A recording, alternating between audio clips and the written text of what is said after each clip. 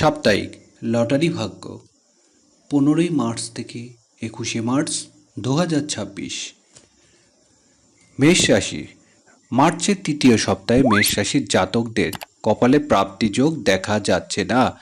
Lottery থেকে দূরে থাকা বুদ্ধির কাজ হবে। বৃষ রাশি। লটারির দিকে বৃষ রাশির ব্যক্তিদের জন্য এ সপ্তাহ মধ্যম প্রকৃতি থাকবে, তবে একবার চেষ্টা করে দেখতে পারেন। মিথুন রাশি।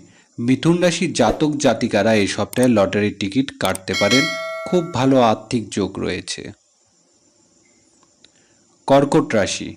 সপ্তাহে প্রথম ভাগটা কর্কট রাশির জাতক জাতিকার জন্য বেশ ভালো দেখা যাচ্ছে, মন চাইলে সেই সময় ভাগ্য যাচাই করে দেখতে পারেন।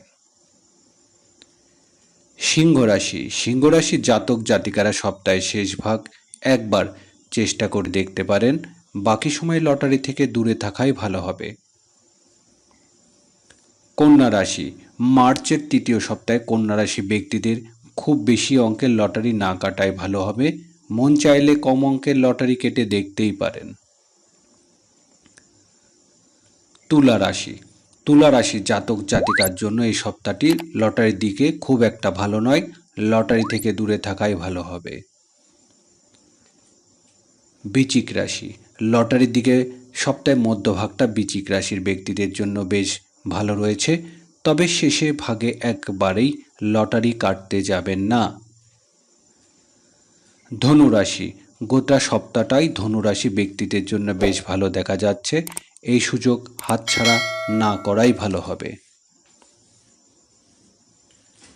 মকর রাশি। মার্চের তৃতীয় সপ্তাহে মকর রাশির জাতক জাতিকারা খুব ভেবে চিন্তা ভাবনা করে লটারির দিকে এগোন, বিশেষ প্রাপ্তি যোগ দেখা যাচ্ছে না। কুম্ভ রাশি। কুম্ভ রাশির জাতক জাতিকারা সপ্তাহে যে কোনো সময় লটারি কাটতেই পারেন। মীন রাশি। মীন রাশির জাতকদের জন্য এই সপ্তাহটা আর্থিক দিক ভালো দেখা যাচ্ছে, মন চাইলে ভাগ্য যাচাই করে দেখতেই পারেন।